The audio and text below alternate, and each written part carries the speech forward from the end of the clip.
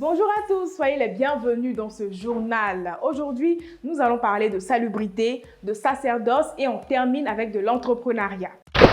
Depuis plusieurs mois maintenant, emprunter la voie reliant le carrefour Renault à la gare UTB d'Adjamé est un véritable parcours du combattant. En plus des ordures qui jonchent la voie et l'odeur des caniveaux bouchés, les usagers doivent parfois sauter des flaques d'eau verdâtres. Face à cette situation, Yacouba Ouedraogo et Idriss Diabaté, tous deux habitants du quartier, ont entrepris de curer les caniveaux le 21 novembre dernier. Au début, interrogateurs et sceptiques, les commerçants ont commencé à les féliciter, à les encourager, certains avec de l'eau, d'autres avec quelques billets ou pièces de monnaie.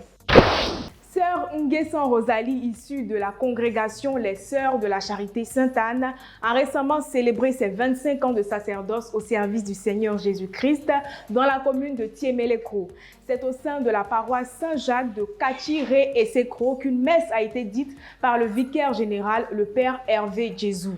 À cette occasion, plusieurs membres de sa famille, les représentants d'autres communautés religieuses, les autorités administratives et les prêtres venus d'autres diocèses étaient également présents. Notons que Sœur Rosalie a auparavant été en service à Kigali au Rwanda, ensuite à Dimbokro avant d'être affectée à Thiémé-Lécro.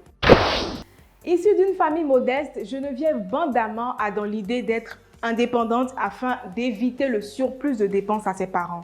Avec le peu de moyens que lui octroie le père de son enfant, elle achète un conteneur qui lui sert de magasin au marché de Ngatakro. Geneviève ne s'est pas contentée de cette activité. La jeune fille de 19 ans a repris les études en classe de terminale au Centre bureautique de communication et gestion où elle prépare un baccalauréat technique.